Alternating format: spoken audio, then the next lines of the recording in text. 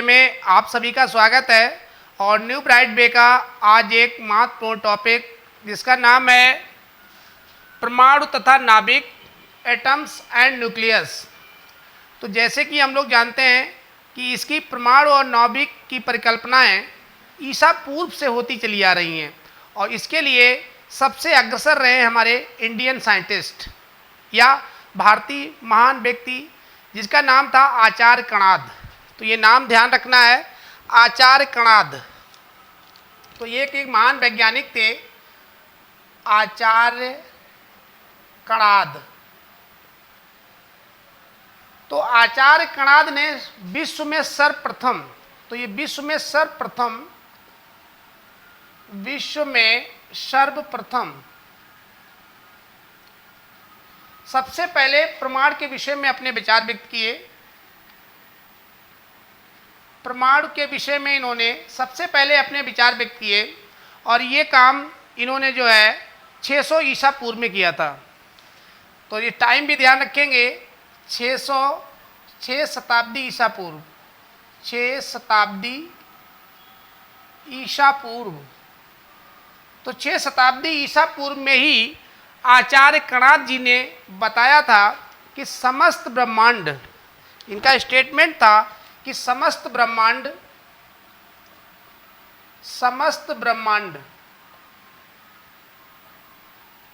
यानी कि पूरा यूनिवर्स, समस्त ब्रह्मांड जो है छोटे छोटे परमाणुओं या अणुओं से मिलकर बना है। तो परमाणुओं या अणुओं से मिलकर बना है।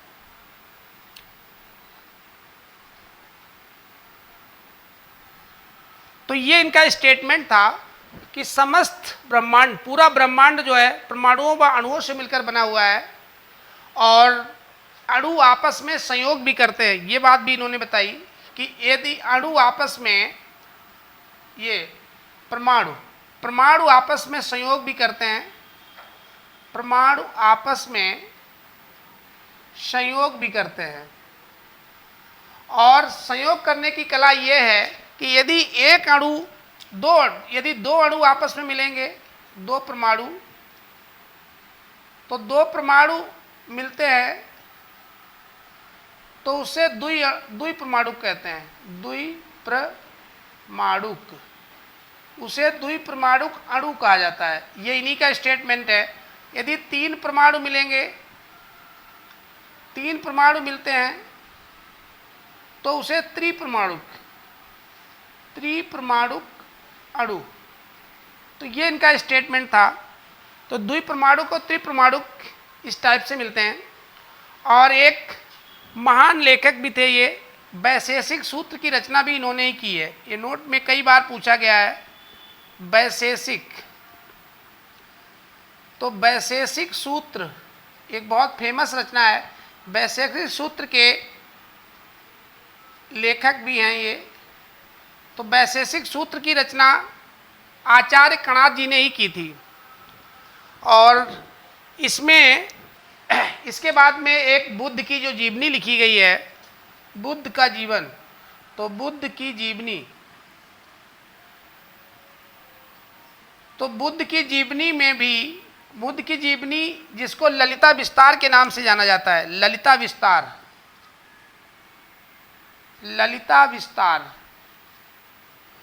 तो बुद्ध की जीवनी जो है ललिता विस्तार में भी परमाणु की जिक्र किया गया है। परमाणु के विषय में बताया गया है और उसमें ये कहा गया है कि परमाणु का साइज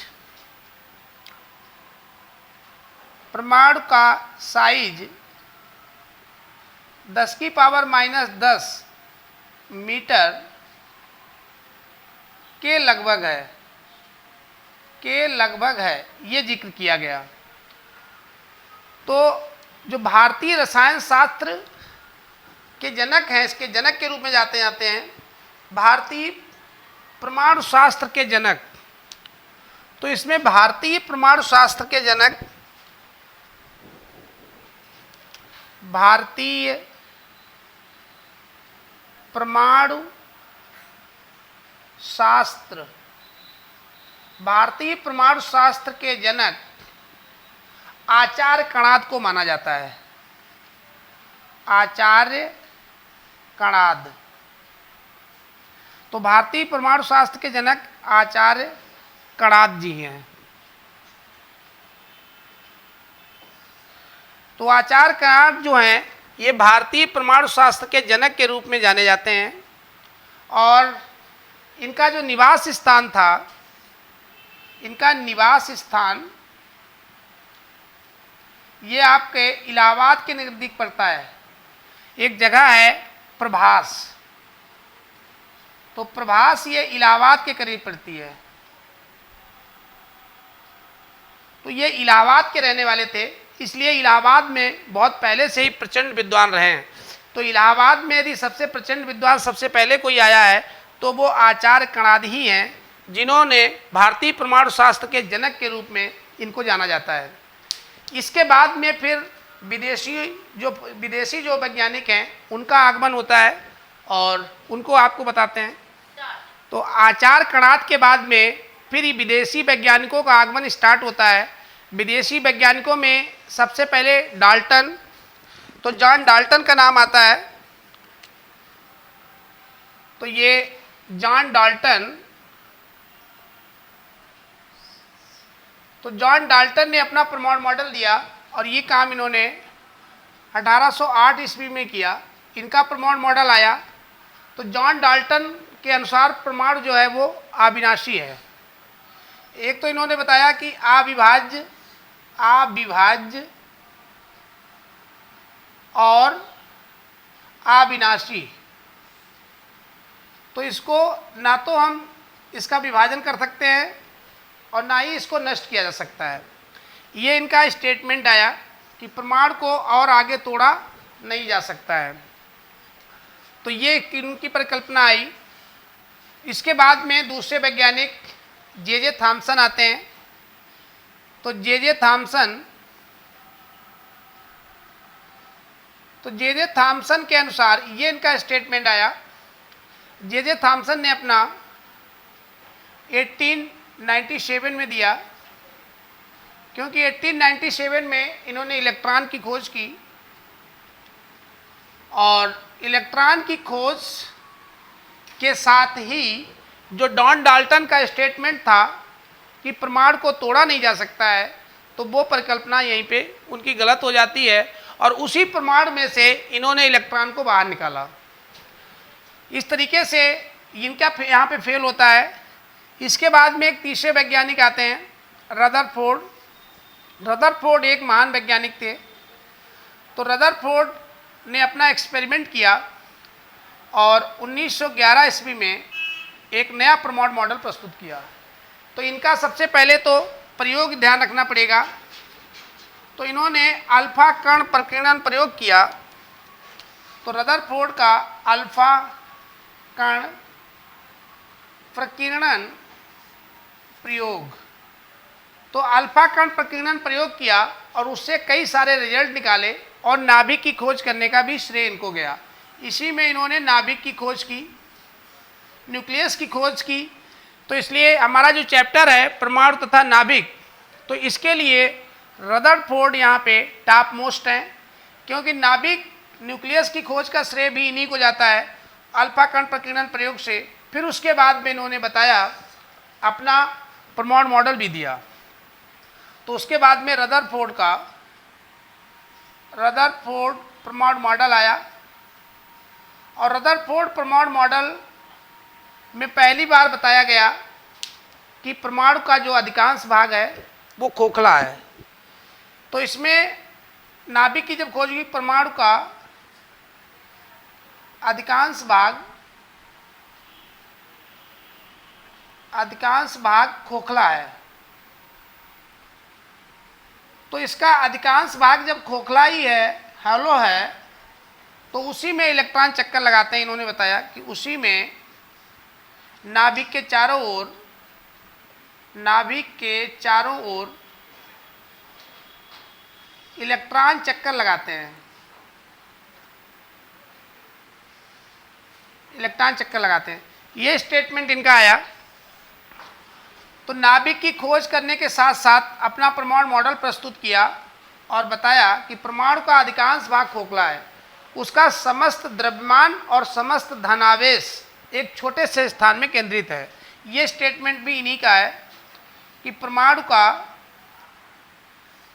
का समस्त द्रव्यमान का मतलब मास, तो समस्त द्रव्यमान और धनावेश एक अति सूक्ष्म स्थान में, एक अति सूक्ष्म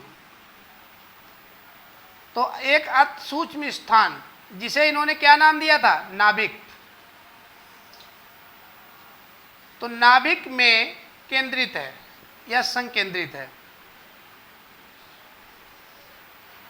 केंद्रित है। ये बताया कि उसका सारा द्रव्यमान और समस्त धनावेश तो उसके नाभिक में है, जो कि एक बहुत अति सूक्ष्म स्थान है। और अति सूक्ष्म स्थान को उन्होंने प्रायोगिक तौर पे फिर मेजर करके भी बताया कि 10⁻⁻15 मीटर की त्रिज्या में, और यही त्रिज्या नाभिक की त्रिज्या बन जाती है।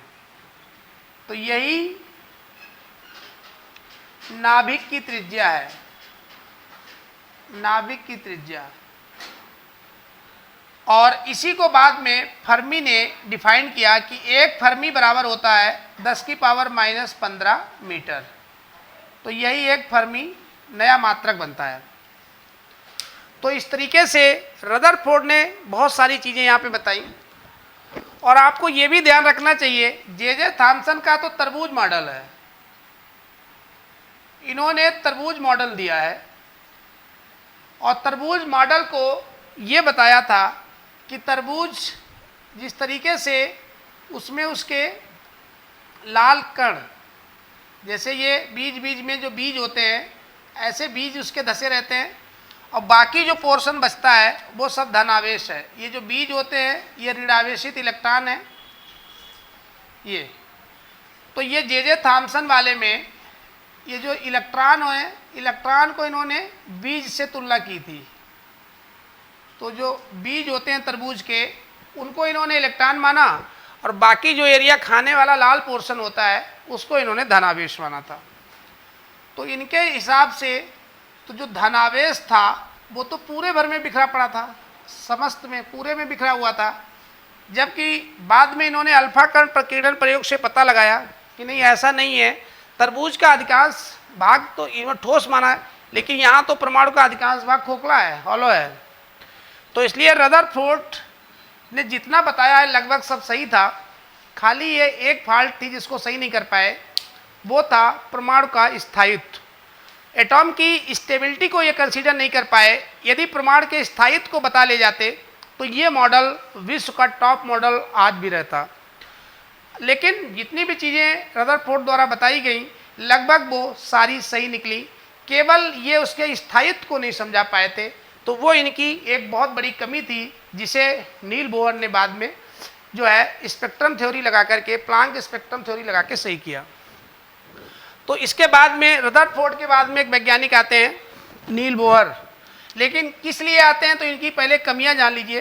तो रदरफोर्ड के मॉडल में जो कमियां थी, जिसको आप लिमिटेशन कहते हैं, तो वो लिमिटेशन मेन वही थी कि एक तो परमाणु का स्थायित्व, पहली कमी थी परमाणु का स्थायित्व, परमाणु के स्थायित्व को नहीं समझा पाए, ये इनकी पहली बहुत बड़ी कमी थी।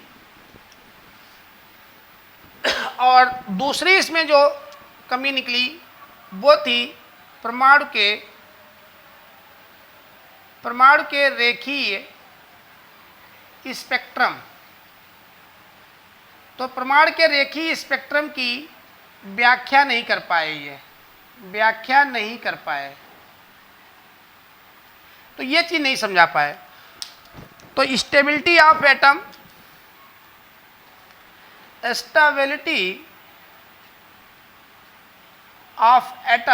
स्टेबिलिटी ऑफ एटम को नहीं बता पाए।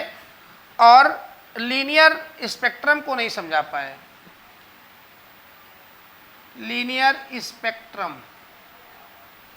तो दो चीजें ये सही नहीं बता पाए। स्टेबिलिटी में इनको इसलिए फंसाया गया, इस टाइप की परमाणु, इनके हिसाब से परमाणु स्थायी नहीं हो पा रहा था। कैसे, यहाँ पे जरा सा गौर करें। इन्होंने कहा था कि जैसे ये इसका धनावेश है, यही में इसमें पॉजिटिव पार्ट ये है, इलेक्ट्रॉन बाहर कक्षाओं में चक्कर लगा रहे हैं, तो ये निगेटिव वाले सारे इलेक्ट्रॉन जो हैं ये ऐसे रिवॉल्व कर रहे हैं, सारे इलेक्ट्रॉन ऐसे चक्कर मार रहे खाली जगह में। अब इनसे कहा गया कि इलेक्ट्रॉन एक आवेशित कण है, इलेक्ट्रॉन एक आवेशित कण है क्योंकि उसके ऊपर ऋण आवेश होता है, माइनस का 1.6 इंटू 10⁻⁻19 कूलाम का। तो इलेक्ट्रॉन जो होता है एक आवेशित कण होता है। तो जब इलेक्ट्रॉन एक आवेशित कण है, और इलेक्ट्रोडायनामिक्स कहती है कि जब कोई आवेशित कण गति करता है तो उसकी लगातार एनर्जी रिलीज होती रहती है, मतलब कम होती रहती है इलेक्ट्रोमैग्नेटिक वेव के फॉर्म में। तो जब ये गति करेगा तो यहाँ से लगातार एनर्जी निकलती रहेगी इलेक्ट्रोमैग्नेटिक वेव्स के फॉर्म में। तो जब इसकी एनर्जी निकलेगी तो ये कमज़ोर होता जाएगा और धीरे धीरे इसकी रेडियस कम होती जाएगी। तो कहने का मतलब ये था कि पहले वाला ऐसे घूमेगा, बाद में इसका कम होता जाएगा, कम होता जाएगा, कम होता जाएगा, अंत में ये जाके नाभिक में गिर जाएगा और ये निगेटिव है वो पॉजिटिव है और पूरा परमाणु ही खत्म हो जाएगा। तो जब पूरा परमाणु ही नहीं होगा तो दुनिया की हर चीज़ परमाणुओं से मिलकर बनी है, तो कोई पदार्थ नहीं बचेगा, और जब कोई पदार्थ नहीं बचेगा तो ब्रह्मांड में कोई चीज़ होनी ही नहीं चाहिए। अब इस चीज़ को ये एक्सप्लेन नहीं कर पाए, इसलिए ये इनका स्फॉल्टिंग हुई। उस समय ये क्वांटम थ्योरी लगाए नहीं, प्लांक की क्वांटम थ्योरी यदि लगा लेते, लेकिन ये मॉडर्न फिजिक्स उस समय आई नहीं थी, इसलिए इनकी भी मजबूरी थी। लास्ट में परमाणु के रेखीय स्पेक्ट्रम, परमाणु का जो स्पेक्ट्रम मिलता है वो रेखीय मिलता है, उसमें लाइनें आती हैं, ऐसे ये लाइन प्राप्त होती हैं। अब जबकि इनके हिसाब से जब ये लगातार घूम रहा है तो कॉन्टिन्यूअस स्पेक्ट्रम होना चाहिए। कॉन्टिन्यूअस का मतलब ये जगह लगातार भरती जानी चाहिए ऐसे। तो कॉन्टिन्यूअस स्पेक्ट्रम मिल नहीं रहा है, लाइन स्पेक्ट्रम प्राप्त हो रहा है। तो इस चीज़ को भी ये नहीं समझा पाए कि कॉन्टिन्यूअस क्यों नहीं है, लाइन स्पेक्ट्रम क्यों है। ये तो बाद में पता चला जब नील बोहर आए, उन्होंने कहा प्रत्येक कक्षा जिसमें इलेक्ट्रॉन घूमते हैं उनकी ऊर्जाएं फिक्स होती हैं, और सभी खाली कक्षाओं में इलेक्ट्रॉन रिवॉल्व नहीं करते, कुछ ही कक्षाओं में रिवॉल्व करते हैं जिनका एक फार्मूला होता है NH/2π का पूर्ण गुणज होता है। तो उसको प्लांक की क्वांटम थ्योरी लगा के इसको ठीक किया गया था। तो ठीक करने वाले वैज्ञानिक रदरफोर्ड के बाद में आते हैं। तो ये आपकी रदरफोर्ड उनकी कमियां हो गई। इसके बाद में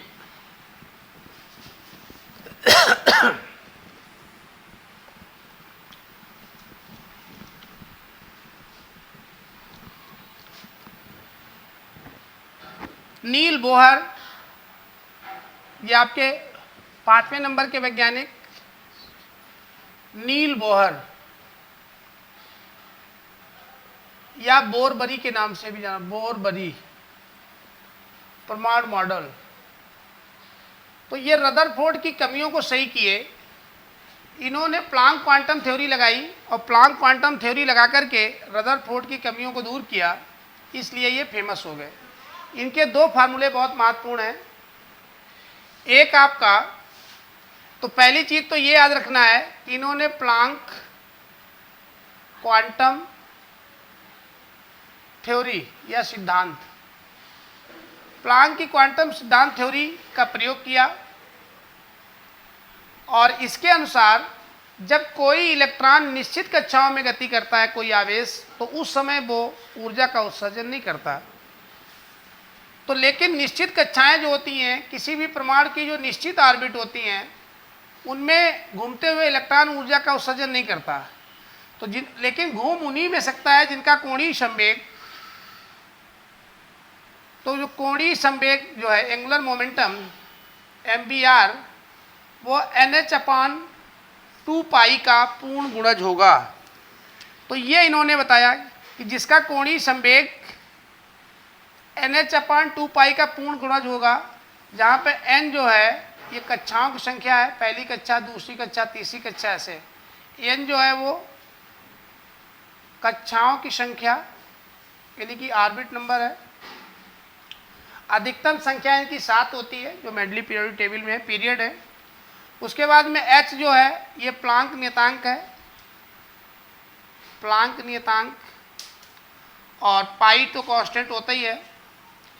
तो इस तरीके से ये इसको इन्होंने समझाया कि इन्हीं जिनका ये पूर्ण गुणज होगा, तो n बराबर यहाँ पे कक्षाएं 1 2 3 4 7 तक अभी तक ज्ञात है, तो उन्हीं में घूमेगा, सब में घूमेगा ही नहीं।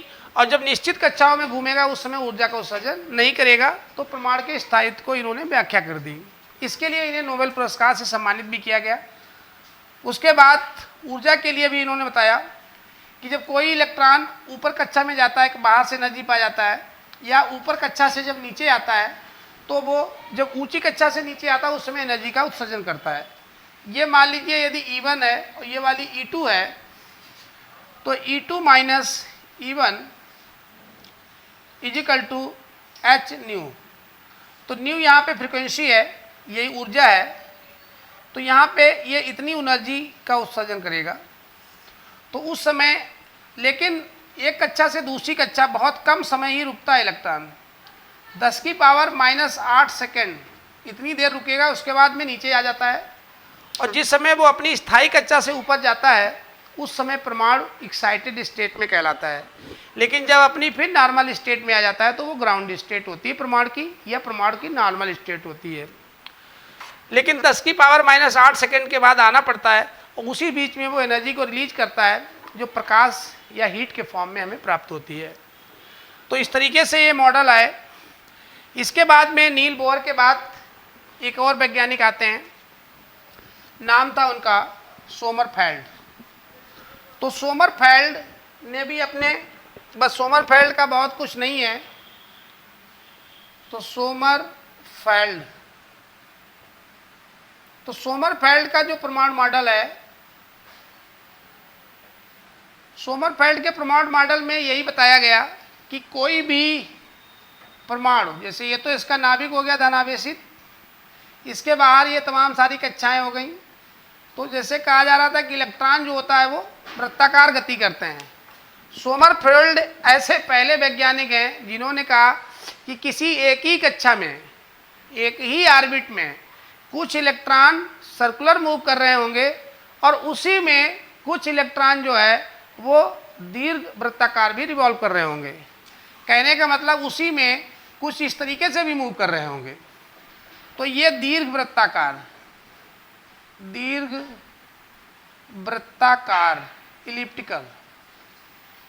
इलिप्टिकल।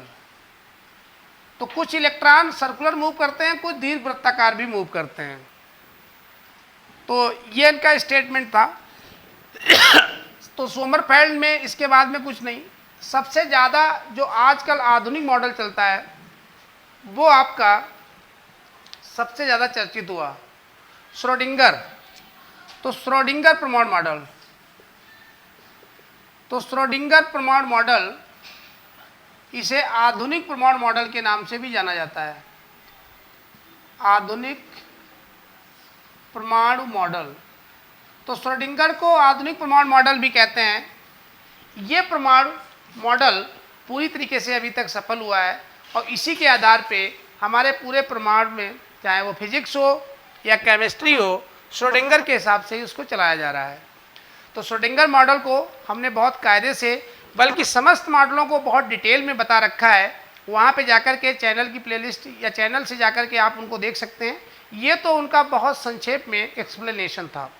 अब हम इसके बाद चलते हैं परमाणु और नाभिक को आगे बताते हैं।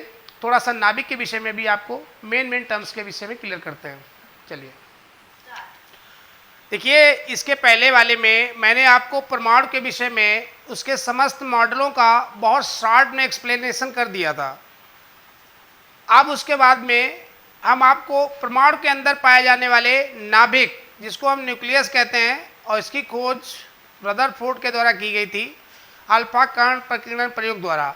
अब नाभिक के अंदर पाए जाने वाले, क्योंकि नाभिक को न्यूक्लियस कहते हैं तो न्यूक्लियस के अंदर जितने भी कण पाए जाते हैं उनको न्यूक्लियॉन्स कहा जाता है।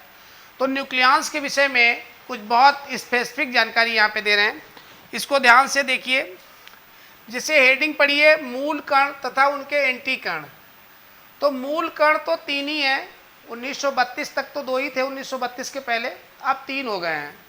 तो मूल कणों में आपके एक तो आ जाता है इलेक्ट्रॉन, दूसरा आपका हो जाता है प्रोटॉन, और तीसरा मूल कण आपका जो है वो न्यूट्रॉन। चैडविक ने 1932 में यही खोजा। तो इलेक्ट्रॉन, प्रोटॉन, न्यूट्रॉन, ये 3 मूल कण हैं। मूल कण उन्हें कहा जाता है जिसकी रचना किसी अन्य से न हुई हो। किसी अन्य कण से जिसकी रचना नहीं होती है उसे मूल कण कहते हैं, इसीलिए इसकी कोई संरचना नहीं होती है। तो मूल कणों की कोई संरचना नहीं होती है, मूल कणों की कोई संरचना नहीं पाई जाती है, संरचना नहीं होती है। तो मूल कणों की कोई संरचना नहीं होती है, अर्थात इलेक्ट्रॉन, प्रोटॉन और न्यूट्रॉन की स्ट्रक्चर के विषय में, इसकी संरचना के विषय में आपको कभी नहीं पढ़ाया जाता है, क्योंकि ये मूल कण है, ये किसी अन्य कणों से मिलके यदि बने होते तो इनकी स्ट्रक्चर को, इनकी संरचना को समझाया जाता है। लेकिन ये चूंकि मूल कण है तो इनकी कोई संरचना नहीं है, इनका कोई स्ट्रक्चर नहीं है। अब इसके अलावा जितने भी हैं वो सब उसके एंटी कण, हर मूल कण का कोई न कोई एंटी कण होता है, उसका प्रतिकण होता है। अब जैसे सबसे पहला जो प्रतिकण है वो है आपका पॉजिट्रॉन। पॉजिट्रॉन बहुत बार पूछा जाने वाला प्रतिकण है। यह इलेक्ट्रॉन, इलेक्ट्रॉन लिखा हुआ, यह इलेक्ट्रॉन का एक प्रतिकण है। तो जो पॉजिट्रॉन होता है वो इलेक्ट्रॉन का प्रतिकण मतलब एंटी पार्टिकल है, एंटी पार्टिकल। तो ये एक इलेक्ट्रॉन का एंटी पार्टिकल है, इसमें इलेक्ट्रॉन के बराबर धन आवेश पाया जाता है। इलेक्ट्रॉन पे जितना ऋण आवेश है इसके ठीक अपोजिट इसके ऊपर धन आवेश होता है। तो धन आवेश पाया जाता है, क्योंकि जितना प्लस होगा, प्लस 1.6 इंटू 10⁻⁻19 कूलाम, ये इस पे पॉजिट्रॉन पे पाया जाता है, और इलेक्ट्रॉन पे निगेटिव पाया जाता है 1.6 10⁻⁻19 कूलाम। तो ये एक दूसरे को कैंसिल कर देता है, तो जो एक दूसरे को मिलने से 0 कर दे वही उसका प्रतिकण होता है, एंटी पार्टिकल। तो इस तरीके से पॉजिट्रॉन इलेक्ट्रॉन का प्रतिकण है, एंटी पार्टिकल है। इसकी खोज एंडरसन द्वारा की गई थी, कई बार पूछा गया है, और ये काम उन्होंने 1932 में उसी समय किया था जिस समय चैडविक ने न्यूट्रॉन की खोज की थी। तो एंडरसन ने 1932 में इसको खोजा है, ये पॉजिट्रॉन। उसके बाद में दूसरा देखिए न्यूट्रिनो। न्यूट्रिनो ये लगभग द्रव्यमान रहित, इसका कोई मास नहीं होता है, ना इसके ऊपर कोई आवेश होता है। तो ये मासलेस और आवेशलेस, तो चार्जलेस कण है। और इस कण की खोज जो है वो आपकी भी 1932 में की गई है, लेकिन ये पाउली के द्वारा की गई है। तो न्यूट्रिनो की खोज पाउली ने की थी 1932 ईस्वी में। तो ये ध्यान रखना है कि इसके ऊपर कोई मास नहीं है, मासलेस चार्जलेस पार्टिकल है। एंटी न्यूट्रिनो न्यूट्रिनो का ही अपोजिट है। न्यूट्रिनो, एंटी का मतलब उसका दुश्मन होता है। यह न्यूट्रिनो का प्रतिकण है। इनकी खोज फर्मी के द्वारा 1934 यानी कि 2 वर्ष के बाद की गई। उसके बाद मेसॉन ये जापान के एक महान वैज्ञानिक युकावा, तो युकावा के द्वारा किया गया था 1935 में, इसके 3 वर्ष बाद की गई। यह मेसॉन जो है 3 प्रकार के होते हैं, एक प्लस पाई मेसॉन, एक माइनस पाई मेसॉन और एक 0 पाई मेसॉन। तो इस प्रकार के होते हैं। ये कण नाभिक के स्थायित्व, नाभिक हमारा जो स्थायित्व बना रहता है, परमानेंट रहता है, उसका कारण यही होते हैं। तो नाभिक के स्थायित्व का कारण पूछा जाए तो आपको मेसॉन बताना है, जो युकावा जापान के एक महान वैज्ञानिक हैं, उनके द्वारा खोजे गए थे। और ये 3 प्रकार के होते हैं, plus pi meson, minus pi meson और एक 0 पाई मेसॉन। तो इसलिए ये 3 प्रकार के पाए जाते हैं। इसके बाद में एक और आते हैं आपके फर्मियॉन्स। तो फर्मियॉन्स के विषय में ये 2 प्रकार के होते हैं। फर्मियॉन्स 2 प्रकार के होते हैं। एक इसमें लेप्टॉन और दूसरे क्वार्क। तो लेप्टॉन और क्वार्क, ऐसा माना जाता है कि जब महाविस्फोट हुआ जिससे ब्रह्मांड की रचना हुई, जिसको बिग बैंग थ्योरी को ज़्यादा वैल्यू मिली, तो वैज्ञानिकों का ये अनुमान है कि बिग बैंग थ्योरी के समय, जिस समय ये महाविस्फोट हुआ था, उस समय ये कण विद्यमान थे। और इसी में जो लेप्टॉन है, लेप्टॉन से इलेक्ट्रॉन का निर्माण हुआ और क्वार्क से प्रोटॉन और न्यूट्रॉन का निर्माण हुआ। तो ये माना जाता है एक बहुत पुराना स्टेटमेंट के आधार पे। तो फर्मियांस दो प्रकार के होते हैं, लेप्टॉन और क्वार्क। तो लेप्टॉन से इलेक्ट्रॉन का, जो नाभिक के बाहर रहता है और चक्कर लगाता है, इसी इलेक्ट्रॉन की खोज जे थॉमसन ने 1897 ईस्वी में की। और क्वार्क से जो है प्रोटॉन और न्यूट्रॉन का निर्माण हुआ है, और प्रोटॉन को रदरफोर्ड 1919 और न्यूट्रॉन का चैडविक 1932 में बाद में खोजा गया। तो ये बहुत पुराने हैं, महाविस्फोट के समय, बिग बैंग थ्योरी के समय ये थे। लास्ट में बचता है आपका बोसान। बोसान भारतीय वैज्ञानिक सत्येंद्र नाथ बोस और आइंस्टीन की सम्मिलित मेहनत है। इसके हिसाब से इनका आविष्कार किया गया, तो उन्हीं के नाम पे इसका नाम बोसान रखा गया। और बोसान ये बल वाहक कण होते हैं, ये फोर्स कैरियर। क्वेश्चन आता है फोर्स कैरियर कणों के नाम बताइए, तो फोर्स कैरियर में आपके बोसान ही होते हैं। तो बोसान जो है वो तीन टाइप में है, फोटॉन, ग्लूऑन और ग्रेविटॉन। ये तीन प्रकार के पाए जाते हैं। जैसे आपके मेसान जो तीन है, plus pi Mason, minus pi Mason, zero पाई मेसान, ऐसे ही बोसान भी फोटॉन, ग्लूऑन और ग्रेविटॉन तीन प्रकार के पाए जाते हैं। तो इस तरीके से ये नाभिक के, ये जितने बताए हैं, ये समस्त नाभिक के अंदर ही पाए जाते हैं। अब इसके बाद में, और नाभिक तो जान ही रहे हैं परमाणु के अंदर पाया जाता है, और दुनिया की हर चीज़ परमाणुओं से मिलकर बनी है। किसी भी रासायनिक अभिक्रिया में परमाणु ही भाग लेता है। तो इस तरीके से यहाँ पे आज इस टॉपिक को यही क्लोज करते हैं। इसका इंट्रोडक्शन आपको मैंने देने की बहुत कोशिश की। अब इसके बाद में चलेंगे इसके next form explanation next topic में करेंगे। धन्यवाद।